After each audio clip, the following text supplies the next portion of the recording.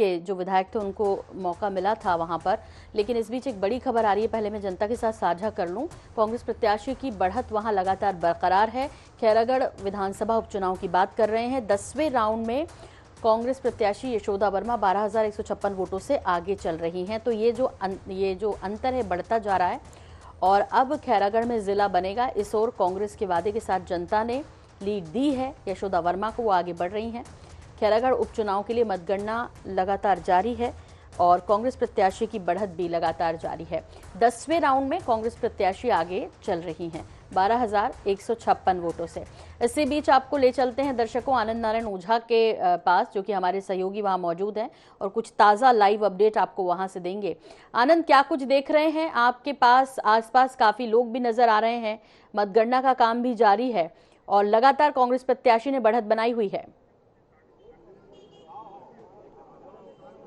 देखिए, कांग्रेस की बढ़त जारी है। इस बीच अभी शहर की पेटियां खुलना शुरू हुई है। बीजेपी वाले भी का दावा है कि हम जीत जाएंगे, लेकिन अब तक लगातार 13 राउंड के बाद भी कांग्रेस बढ़त बनाए हुए है। पटना मंडल के अध्यक्ष और यहाँ के चुनाव के सह प्रभारी रहे अटल श्रीवास्तव साहब हमारे साथ हैं। क्या आप लोग देख रहे हैं इस परिणाम? देखिए, 11 राउंड के बाद लगभग 13,000 वोटों से कांग्रेस आगे चल रही है और मेरा मानना है कि खैरागढ़ की जनता ने छत्तीसगढ़ की माननीय भूपेश बघेल जी की सरकार पर विश्वास किया। जो 3.5 सालों में जो काम 15 सालों में नहीं हो पाए थे, जो किसानों के लिए, मजदूरों के लिए, आदिवासियों के लिए जो काम छत्तीसगढ़ की सरकार ने जो नीतियां बनाई और जिस पर काम शुरू हुआ, ये उसका परिणाम है कि खैरागढ़ की जनता ने भरोसा जताया कि 3.5 साल की भूपेश बघेल जी की सरकार आम जनता तक पहुंच चुकी है और उनके हित पे काम कर रही है। तो जिस प्रकार से अभी थोड़ा सा बीजेपी भी थोड़ा बहुत आगे चल रही है, क्या लग रहा है कि आप लगातार बढ़त बनाएंगे 20-21 राउंड में, कि कितने का अंतर आप लोग मान रहे हैं? हमारा अंतर जो काउंटिंग शुरू होने के पहले 20,000 प्लस था, पर अब मुझे ऐसा लगता है कि करीब 25,000 प्लस जाएगा, क्योंकि ऐसे कई बूथ थे जहां 40 साल से कांग्रेस नहीं जीत पाई थी। उन बूथों से भी कांग्रेस के कार्यकर्ताओं की मेहनत के कारण, माननीय भूपेश बघेल जी की जिले की घोषणा के बाद, उनके विकास कार्यों के कारण आज खैरागढ़ की पूरी जनता ने कांग्रेस के पक्ष में वोट दिया। तो मुझे लगता है कि जीत जो है वो 25,000 से ज्यादा जाएगी। एक बात और कही जा रही है कि आज शाम को जिले की राजस्व अधिकारियों को सीएम साहब ने बैठक बुलाई है, शायद आप लोग जानकारी आईएनएच के माध्यम से देना चाह रहे हैं। आखिर तो कल क्या जिला मिल जाएगा? देखिए, भूपेश जो कहते हैं वो करते हैं और काका भी जिंदा है, तो मुझे विश्वास है कि जो उन्होंने कहा वो किया। और कल 2 खुशियां मनाई जाएंगी खैरागढ़ में, एक कांग्रेस के विधायक यशोदा वर्मा जी की जीत की और दूसरी खैरागढ़ के जिला बनने की। तो जो कहा है वो किया जाएगा और कल 2 जश्न खैरागढ़ में बनेंगे। आनंद नारायण ओझा, इनसे ये भी पूछिए कि 24 घंटे में जिला बनने की प्रक्रिया जो है, घोषणा जरूर की है पर ऐसा होता नहीं है प्रैक्टिकली देखा जाए तो। आचार संहिता का भी मामला है, तो जब इस तरह की घोषणाएं करते हैं बाद में सवाल उठते हैं, तो अभी कितना वक्त इंतजार करना होगा? क्योंकि इससे पहले भी इन्होंने कई जिलों की घोषणा की जिनका काम काफी स्लो चल रहा है प्रदेश में।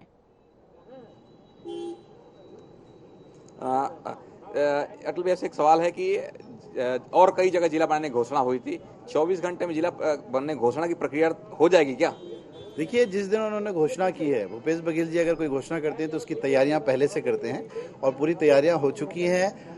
उन्होंने जिस दिन घोषणा की उस दिन तैयारी कर ली थी कि 17 तारीख को खैरागढ़ जिला बनाने की घोषणा होगी और इसकी पूरी तैयारियां हो चुकी हैं। आप कल दिखेगा कि खैरागढ़ में 2 खुशियां किस तरीके से मनती हैं। देखिए, साफ तौर पर अटल श्रीवास्तव साहब का दावा है कि 2 खुशियां एक साथ कैसे मनती है। हमारे साथ अक्षय हैं, राजनांदगांव संवाददाता हैं, सुबह से लगातार न्यूज कवर कर रहे हैं। क्या लग रहा है आपको? जी बिल्कुल, यहाँ पे जैसे रुझान देखने को मिला है, 11वां राउंड यहाँ पे जारी है मतदान का और 13,000 वोटों से बढ़त बनाए हुए हैं कांग्रेस की जो प्रत्याशी हैं वो। और कहीं ना कहीं ऐसा लग रहा है, कहीं ना कहीं ऐसा देखने को मिल रहा है कि कांग्रेस की जो प्रत्याशी है वो आगे हैं और कांग्रेस के कार्यकर्ताओं में उत्साह यहाँ पे देखने को मिल रहा है। पटना मंडल के उपाध्यक्ष और नांदगांव के युवाओं के एक लोकप्रिय नेता जो है निखिल द्विवेदी साहब भी हमारे साथ हैं। क्या लग रहा है, बढ़त लगातार बनाए हुए हैं आप लोग? ये बढ़त 25,000 वोटों से अधिक की बढ़त होगी और कांग्रेस पार्टी बहुत बड़े अंतराल से खैरागढ़ में चुनाव जीतने जा रही है। ये भूपेश बघेल जी के नेतृत्व की सरकार है जिसने पूरे प्रदेश में ऐसा काम किया है कि इस प्रदेश का युवा, किसान, मजदूर, सारा प्रदेश कांग्रेस पार्टी के भूपेश बघेल जी के साथ है। जिला बनाने के लिए ये वोटिंग हुई है और खैरागढ़ कल ही जिला बनेगा। हम लोग देख रहे हैं कि पहले मोहला, मानपुर घोषणा हुई है, अब खैरागढ़। तो भूगोल और इतिहास दोनों बदल जाएगा। तो कैसे आप लोग राजनीति का भविष्य तय होगा, कैसे बदलाव आएगा? जिस तरीके से हमारे नेता भूपेश बघेल जी का कहना है कि इस छत्तीसगढ़ में 36 जिले होने चाहिए, कहीं भी विकास रुकना नहीं चाहिए, छत्तीसगढ़ में 36 जिले बनाने का जो दावा भूपेश बघेल जी का है वो सपना भी पूरा करेंगे। साथ ही यदि इस हार की बात करूं मैं, तो ये हार सीधे तौर पे कोमल जंघेल की नहीं, ये हार रमन सिंह के अहंकार की है। रमन सिंह जिस तरीके से पूरे प्रदेश में अहंकार भरते हुए दिखाई देते हैं कि मैं ऐसा, मैं वैसा, मैं किसानों के साथ हूँ, तो ये हार कोमल जंघेल की हार तो है ही, साथ ही भारतीय जनता पार्टी और रमन सिंह की भी हार है। साफ तौर पे आप देख पा रहे हैं जीत और हार का जो दाव है, पूर्व मुख्यमंत्री और मुख्यमंत्री के अगर जीतते हैं तो मुख्यमंत्री साहब का नाम है, और हारते हैं तो पूर्व मुख्यमंत्री साहब के दाव या मतलब हार कही जा रही है। हमारे साथ अन्य लोग भी हैं, क्या कहना चाहेंगे अब आप? देखिए, अभी जो जीत जो हो रही है कांग्रेस की, निश्चित रूप में 15 साल से छत्तीसगढ़ जो उपेक्षित रहा है और उसका परिणाम है जो देखने मिल रहा है। भूपेश बघेल जी ने, हमारे जो मुख्यमंत्री हैं, वो एक किसान के बारे में सोच रहे हैं, तो उसका रुझान दिख रहा है। जैसे धान के अगर समर्थन मूल्य की बात करें तो ये परिणाम है, वो जो दिख रहा है, लोग जो उत्साहित हो रहे हैं और जो रुझान मिल रहा है। आप देखना इसके बाद जो आम चुनाव होगा उसमें भी आपको इसको देखने मिलेगा निश्चित रूप में। उसका भी निखिल भैया, 2023 का सेमीफाइनल कहा जा रहा है ये, तो सेमीफाइनल किसके लिए, कैसे? क्योंकि बोल रहे हैं कि जिस पर पारक साहब से बात की है हम लोग, खूबचंद पारक साहब से, वरिष्ठ नेता हैं बीजेपी के, उनका कहना है कि हम चुनाव जीते हारे अलग का विषय है, लेकिन 2023 के लिए रिचार्ज कर दिए अपने कार्यकर्ताओं को। कितना रिचार्ज करना मान रहे हैं आप? यदि खूबचंद पारक जी का ये सेमीफाइनल 25,000 वोट से हारकर भी अपने कार्यकर्ताओं को रिचार्ज मानते हैं, तो मैं सोचता हूं ऐसा रिचार्ज उन्हें बार बार करना चाहिए। और 2023 में भारतीय जनता पार्टी अभी तो 14 सीटों में है, 4 सीट भी बच जाए और रमन सिंह राजनांदगांव से भी यदि विधानसभा चुनाव जीत ले, तो ऐसा रिचार्ज खूबचंद पारक जी और उनके तमाम नेताओं को कर लेना चाहिए। साफ तौर पर देख पा रहे हैं किस प्रकार से बयान आ रहे हैं कि अगर हम लोग सुबह जो प्रतिक्रिया ले रहे थे वरिष्ठ नेता बीजेपी के, तो वो इसको रिचार्ज कह रहे थे, क्योंकि तमाम जो बीजेपी के बड़े दिग्गज लगे हुए थे, जनसभाएं हुई थी, रैलियां हुई थी, और कांग्रेस के भी दिग्गज लगे हुए थे, तो इसको खूबचंद पारक साहब ने कहा था कि रिचार्ज है, हम अपने जो कार्यकर्ता है उनको कहीं ना कहीं करंट है नहीं, मतलब उनको एग्रेसिव मोड में ला रहे थे। बिल्कुल। आनंद, बीजेपी के कोई नेता वहां पर हैं क्या? उनकी क्या प्रतिक्रिया? वो तो क्योंकि चैलेंज दे चुके थे। अमरजीत भगत ने जिस तरह से कहा था कि यदि हम चुनाव हारे तो मैं इस्तीफा दूंगा, इधर ब्रजमोहन जी भी कह रहे थे कि हाँ हम दे देंगे यदि हम हारे तो, लेकिन अभी कहाँ दिख रहे हैं? क्योंकि बड़ा कॉन्फिडेंस, और ऐसा नहीं है, ये अच्छी बात है कि विपक्ष ने पूरी मेहनत की थी। हालांकि उपचुनाव के जो नतीजे आते हैं वो ज्यादातर उसी पक्ष में आते हैं जिस पार्टी की सत्ता होती है। बिल्कुल, देखिए हम लोग लगभग 2 से 3 घंटा हो गया कवर कर रहे हैं, और कोमल जंगेल साहब अंदर हुए। बीजेपी के लीडर अभी वहां पर कोई ऐसे कद्दावर हैं जो दिख नहीं रहे हैं। हो सकता है हार को ठिकरा किसके सिर में फोड़ना है, कम से कम मीडिया में आकर इस मामले में बयान देना चाहिए। आगे मीडिया में आकर बयान देने से कुछ होता नहीं है। निखिल साहब, आप लोग बीजेपी के नेता दूर दूर तक नजर नहीं आ रहे हैं। आप लोग तो भीड़ बना लिए हैं, जीत का भी तैयारी कर दी है, परिणाम लगता है आप लोग के पक्ष में ही आ रहा है, तो बीजेपी के नेता कहाँ चले गए? बीजेपी की हर बार की आदत है, जब भी वो चुनाव जीतती है तो रोड पर, सड़क पर उनके बड़े नेता आकर श्रेय लेने का काम करते हैं, खासकर डॉक्टर रमन सिंह और उनके बेटे अभिषेक सिंह। लेकिन आज यदि हार उनको झेलना पड़ी तो इस हार का श्रेय अपने कार्यकर्ताओं को देकर उनको सामने धकेल दिया जाएगा कि ये कार्यकर्ताओं की हार है। यहाँ पर अब रमन सिंह जी कहीं पे श्रेय लेते हुए दिखाई नहीं देंगे कि ये हमारे कारण हार हुई है। ठीक है, अभी वैसे खुशी मनानी चाहिए। यदि जीत की तरफ बढ़ रही हैं कांग्रेस की प्रत्याशी तो इन्हें खुशी इजहार करना चाहिए। बाकी ठीक है, और ज्यादा अभी आत्ममंथन करने की जरूरत है, क्यों हारे हैं। हालांकि यहाँ पर जिला बनाने का एक मास्टर स्ट्रोक जो कांग्रेस ने खेला वो अलग बात, लेकिन अभी सिर्फ 1.5 साल है, अभी एक बार फिर से मौका है दोबारा से चुनाव में आने का। आनंद, बहुत बहुत शुक्रिया आपका, और आपके साथ जो लोग जुड़े उनका भी बहुत सारा शुक्रिया।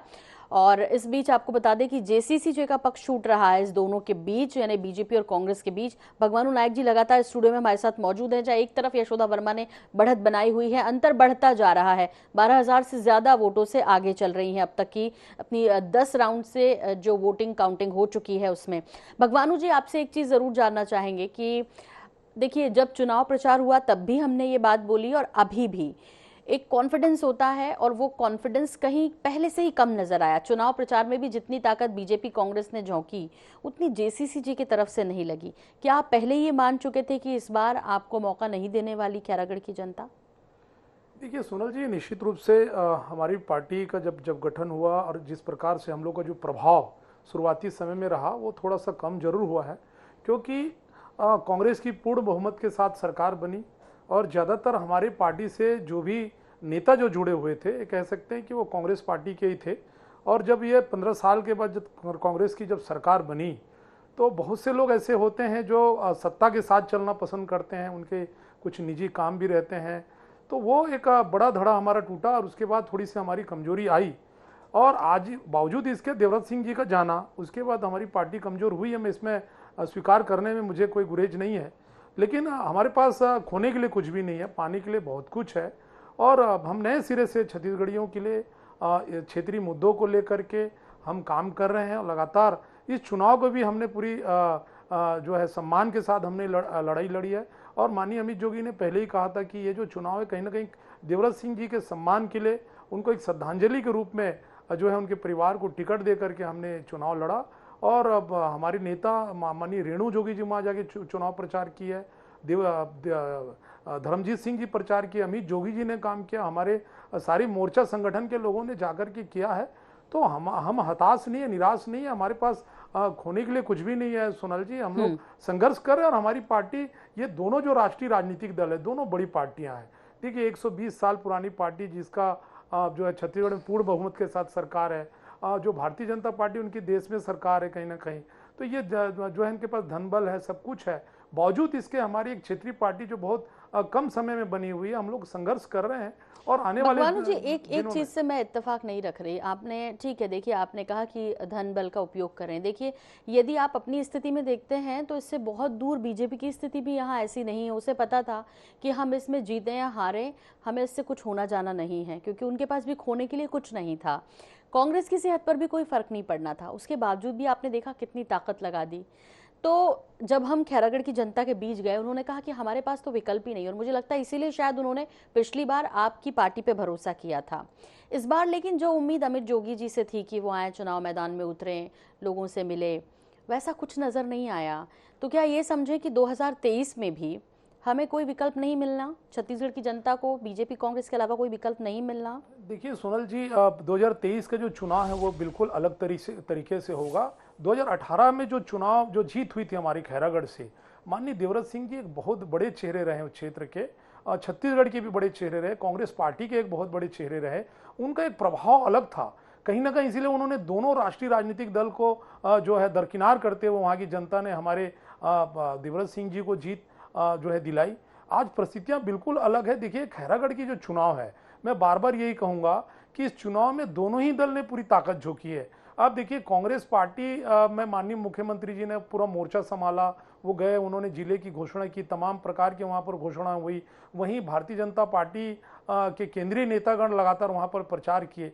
तो कहीं ना कहीं जो फिर कार्यकाल भी बहुत कम बचा हुआ है, आगामी जो चुनाव 2023-24 का जो 1-1.5 साल बचा हुआ है, तो जनता के पास अब कोई बचता नहीं है कि भाई विकल्प के रूप में वो सत्ता पक्ष के साथ ही जाना जो है उचित समझती है। और कहीं ना कहीं ये परिणाम, जो रुझान जो आ रहा है, इसी का ही परिणाम है। तो ये मैं पहले भी कहा, अभी भी कहूँगा कि ये अप्रत्याशित, ये आश्चर्यजनक जो है परिणाम इसके नहीं आने वाले हैं, वो कहीं ना कहीं वो नजर आ रहा है। नहीं वो ठीक है भगवानू जी, लेकिन वो मेहनत भी तो दिखनी चाहिए थी ना। यदि 2023 को भी आप देख रहे हैं तो आपको अपने कार्यकर्ताओं में जोश भरना था, वो भी आप लोग ने नहीं दिखाई दिया। तो फिर कैसे आप पर जनता भरोसा करेगी जब आप चुनाव मैदान में ठीक ढंग से उतरे ही ना, या उस तरह से उतनी मेहनत ही ना करें। सिर्फ आप ये सोचें कि सिंपैथी वोट, या आपने कहा कि हमने उनके परिवार, नरेंद्र सोनी जो उनके बहनोई हैं स्वर्गीय देवव्रत सिंह के, उनको टिकट देकर हमने वो उनको उनका सम्मान किया है, उनका मान किया है।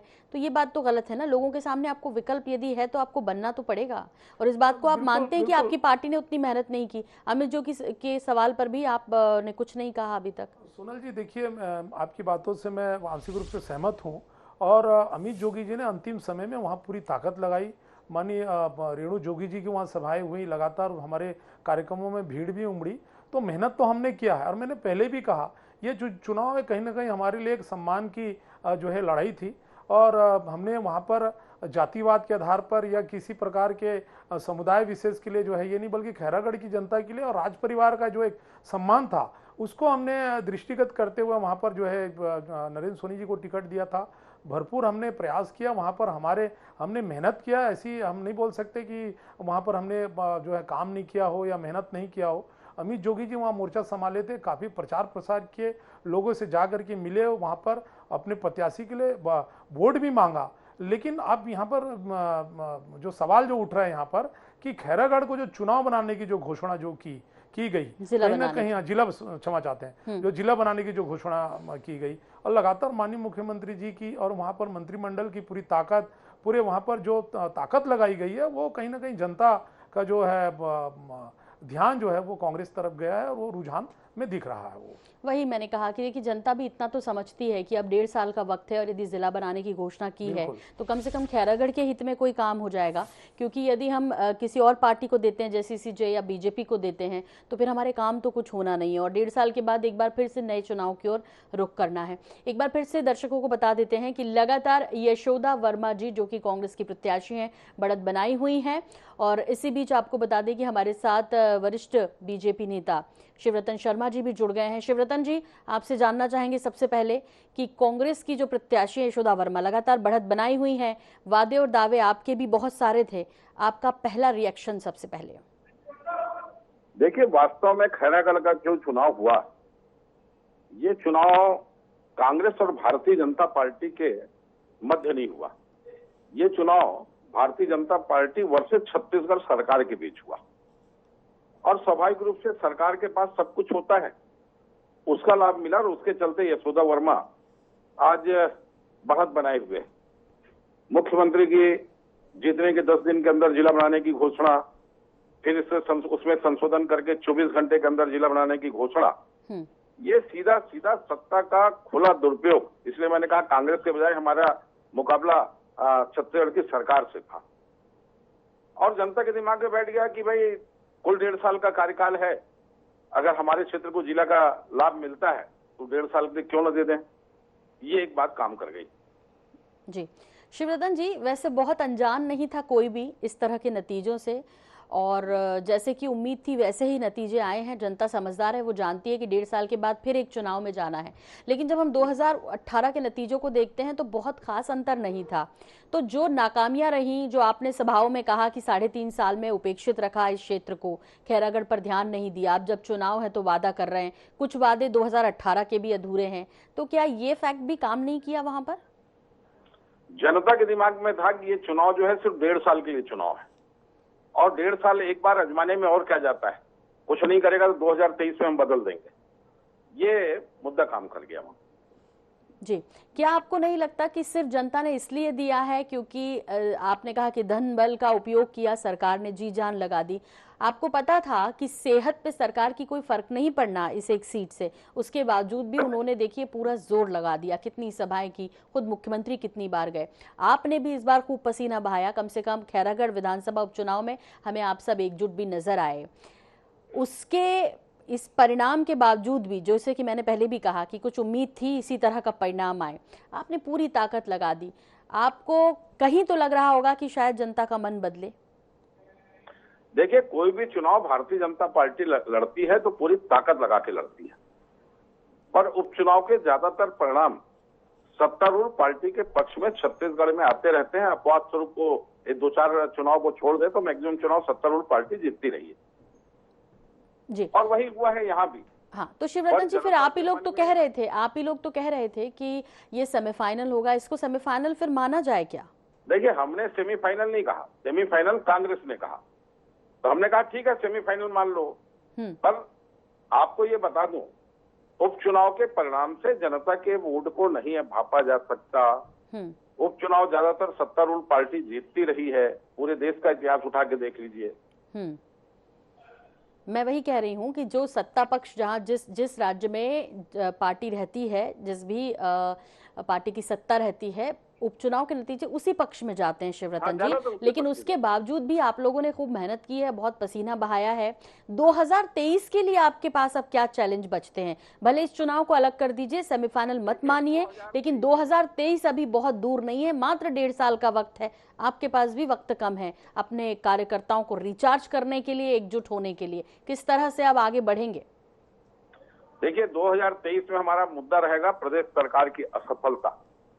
जो 36 वादे छत्तीसगढ़ की जनता के साथ भूपेश बघेल की सरकार ने किए, उस किसी वादे को उसने पूरा नहीं किया। किसी बेरोजगार को नौकरी नहीं मिली, छत्तीसगढ़ कर्ज के भार से लद रहा है। ये सारे मुद्दे लेकर के जाएंगे और जहां तक कार्यकर्ताओं को रिचार्ज करने की बात है, भारतीय जनता पार्टी का कार्यकर्ता ऊर्जावान कार्यकर्ता होता है, वैचारिक पृष्ठभूमि में काम करने वाला कार्यकर्ता होता है। हमने 1984 में 2 से सफर शुरू करके 303 में सफलता प्राप्त की है। तो छत्तीसगढ़ में तो हम 15 जीते, भले आज हम 14 हैं, पर 2023 में हम सरकार बनाएंगे। इस बात के लिए हम लोग कृत संकल्पित है और भारतीय जनता पार्टी के प्रत्येक कार्यकर्ता का ये संकल्प है। जी शिवरतन जी, एक चीज और आपसे पूछना चाह रहे हैं कि चैलेंज एक दूसरे को खूब चले। अमरजीत भगत जी ने कहा कि मैं तो इस्तीफा दे दूंगा यदि हमारी प्रत्याशी चुनाव हार गई तो। इधर बीजेपी के भी वरिष्ठ नेता चैलेंज दे रहे थे। तो ये वक्त था क्या इस तरह का चैलेंज देने का? सब जानते हैं या बस ऐसे ही कुछ भी कह दिया? देखिए, राजनीति में तो एक दूसरे को चुनौती देते रहते हैं लोग, पर मैंने उस समय जब चुनौती माननीय अमरजीत ने की कि मैं इस्तीफा दे दूंगा, और मेरे से जब उन्होंने कहा तो मैंने एक बात कही थी अमरजीत जी को जी कि रिजल्ट अगर विपरीत आएगा और इस्तीफा देने की बात आएगी और फिर लोग उससे पूछेंगे अमरजीत जी से, तो अमरजीत जी को कुछ सुनाई नहीं देगा। वो प्रभारी मंत्री बनने के बाद पहली बार राजनांदगांव जिले के दौरे में गए और राजनांदगांव में जब शराबबंदी की बात हुई तो उनको कुछ सुनाई नहीं दिया। सारे मीडिया ने उस बात को दिखाया। तो कांग्रेस की कथनी और करनी में अंतर है, और जहां तक भारतीय जनता पार्टी जो कहती है वो करती है। जी, तो कथनी करनी में अंतर है कांग्रेस की, और आप लगातार प्रचार में कहते भी रहे कि 3.5 साल में वादों को पूरा नहीं किया, छला है, उपेक्षित रहा क्षेत्र की जनता, और वादे भी अभी अधूरे हैं जो घोषणा पत्र में थे 2018 के। तो मुझे समझाइए कि ये मैसेज आप जनता तक पहुंचाने में क्या आपको पूरी सफलता नहीं मिली? यही वजह थी कि जनता ने फिर एक बार भरोसा कर लिया कांग्रेस पर? समझ रही है, जनता के मन में सरकार के प्रति आक्रोश भी है, पर खैरागढ़ में जिस ढंग का जिला बनाने का प्रलोभन दिया गया वो प्रलोभन काम कर गया, और जनता के दिमाग में बैठ गया कि 3.5 साल इनकी सरकार देख ली, 1.5 साल और अजमा ले, हमको कुछ मिल जाए तो, बस वही भाव काम किया है। जी शिवरतन जी, बहुत बहुत शुक्रिया हमसे बात करने के लिए। तो वो भाव काम किया है दरअसल, और ये कि अब एक बार फिर से चूंकि 1.5 साल का ही वक्त बाकी है तो मौका देख लिया जाए क्यों ना, और शायद इन 1.5 सालों में खैरागढ़ का भला हो जाए। जिला बनाने की जो घोषणा की है, कम से कम वो काम की शुरुआत तो हो ही जाएगी, जिससे बड़ा लाभ खैरागढ़ वासियों को, और लंबे समय से इस क्षेत्र की मांग थी। लेकिन अभी भी वो मूल विकास के मुद्दे हैं वो जो बाकी हैं, वो हैं सड़कों के जाल बिछाने को लेकर बीजेपी दावा करती है कि 15 साल के शासनकाल में उन्होंने किया। कांग्रेस कहती है कि हमने लगातार लड़ी कांग्रेस, और उसने यही कहा कि हमारी दरअसल जो कोशिशें थी उसका नतीजा है सड़कों का जाल। ये अलग बात है कि अब भी खैरागढ़ विधानसभा क्षेत्र में बहुत विकास होना है। बहुत सी ऐसी चीज़ें हैं, चाहे वो एजुकेशन को लेकर हो, खासतौर पर रोजगार को लेकर हो। युवा रायपुर भागते हैं, युवा आसपास के जगहों पर जाते हैं, एक बड़ी एक समस्या है। इससे निजात कैसे मिले, और इस बार 2023 जब आएगा तो फिर उसमें क्या किस पार्टी पर विश्वास करते हैं, तब दरअसल असल में जनता हिसाब किताब करेगी कि किसने कितना काम किया, किसने कितने वादे पूरे किए। जो हमसे वादा किया था वो कौन पार्टी पूरा कर सकती है, इसका हिसाब किताब तो दरअसल तब आएगा जब 2023 के हम मुआने पर खड़े होंगे और चुनाव वहां पर होगा। लगातार हमारे साथ आपको बता दें कि JCCJ की तरफ से उनका पक्ष रखने के लिए भगवानू नायक जी लगातार जुड़े हुए हैं। और भगवानू जी, अब तो जाहिर तौर पे जैसे आपने कहा कि बहुत सारी तैयारियां बाकी पार्टी, अभी शिवरतन जी भी कह रहे थे कि बहुत सी तैयारियां, हम पूरे साल चुनावी मोड में रहते हैं। हालांकि छत्तीसगढ़ बीजेपी को छोड़ दिया जाए तो ये बाकी दूसरी जगह ज़्यादा दिखता है, और प्रधानमंत्री मोदी भी पूरे टाइम जो है चुनाव प्रचार में लगे रहते हैं।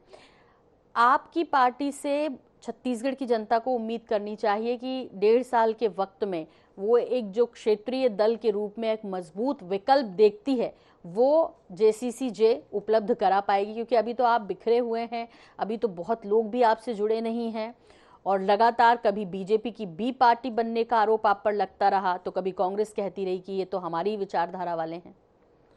देखिए सोनल जी, अभी माननीय शिवरतन शर्मा जी को मैं सुन रहा था, उन्होंने अपने पार्टी का इतिहास बताया। 1984 से पार्टी शुरू हुई, आप देखेंगे अभी 2 से शुरू हुई और वो 303 में भी पहुंची है। तो एक लंबा सफ़र 40 साल लगभग का। हमारी पार्टी जो है एक नई विचारधारा के साथ माननीय प्रथम मुख्यमंत्री छत्तीसगढ़ के स्वर्गीय अजीत जोगी ने शुरू की थी, और ये पार्टी अब शुरुआती दौर में भी आप देखेंगे हमारे जो वोटों का प्रतिशत है वो 14% रहा, 7 सीटों के साथ हम आए। हाँ, निश्चित रूप से हमारे साथ एक दुर्भाग्यजनक जो घटना घटी, हमारे जो प्रमुख जो नेता थे, जो इस पार्टी के सबसे बड़े जो ताकत थे, वो उनका निधन होना हमारे लिए सबसे बड़ा ये था, नुकसान था। लेकिन मैं ये कह सकता हूँ कि राजनीति में संभावनाएं कभी खत्म नहीं होती है, संभावनाएं बनी हुई है। और दोनों ही राष्ट्रीय राजनीतिक दल के सामने निश्चित रूप से इस छत्तीसगढ़ के सामने हमारी पार्टी जो है विकल्प के रूप में है। निश्चित रूप से इस बात को भी मैं स्वीकार करूंगा कि आज हम विपरीत परिस्थिति में हैं, कठिन परिस्थितियों से गुजर रहे हैं, लेकिन आने वाले समय में देखिएगा कि हमारे पक्ष में माहौल बनेगा। हम मेहनत करेंगे सड़क पर उतर करके छत्तीसगढ़ की जनता के लिए। जोगी जी के जो विचार है, उन्होंने जो रास्ता हमें दिखाया है, उस रास्ते पर हम चल करके छत्तीसगढ़ में एक नया कीर्तिमान स्थापित करेंगे। और निश्चित रूप से जो 2023 की जो चुनाव रहेगी, इसका जो परिणाम है वो अलग रहेगा, हटकर रहेगा। और कहीं ना कहीं हमारी जो भूमिका है, एक बड़ी भूमिका हमारी आने वाले चुनाव में रहेगी। बिल्कुल, तो एक बड़ी भूमिका के रूप में या कहें चुनौती के रूप में JCCJ फिलहाल यहाँ पर तो वादा कर रही है कि वो उतरेगी चुनाव मैदान में, विकल्प लोगों को देगी। लेकिन इस बीच आपको बता दें कि लगातार यशोदा वर्मा कांग्रेस की प्रत्याशी बढ़त बनाई हुई हैं और जिस तरह से उम्मीद थी कि नतीजे कुछ इस तरह ही आएंगे और कांग्रेस के लोगों ने खुशियां मनाने का सिलसिला भी शुरू कर दिया है। कई जगह तो एक दूसरे को मिठाइयां भी खिलाई जा रही हैं। एक महत्वपूर्ण बैठक भी शाम को है, चूंकि कांग्रेस ने खैरागढ़ उपचुनाव को लेकर जो मास्टर स्ट्रोक खेला वो था खैरागढ़ को जिला बनाने को लेकर। लंबे कई वर्षों से ये मांग चल रही थी कि खैरागढ़ विधानसभा क्षेत्र के विकास में सबसे महत्वपूर्ण कड़ी ये है, पहली कड़ी ये है कि उसको जिले का दर्जा मिले, तो वो होने जा रहा है। और इसी बीच आपको बता दें कि आगे चल रही हैं यशोदा वर्मा। लगातार ये अंतर 13,000 से ज्यादा वोटों का हो चुका है। कोमल जंगेल और JCCJ के प्रत्याशी नरेंद्र सोनी, ये तीनों मैदान में थे और अब देखना दिलचस्प होगा कि बहुत कुछ तस्वीर साफ हो गई है। शाम होते होते या शाम से पहले ही क्या स्पष्ट नतीजे वापस आ रहे हैं। लगातार बने हुए हैं इस खबर पर, आप भी बने रहिए हमारे साथ। एक छोटे से ब्रेक का वक्त है।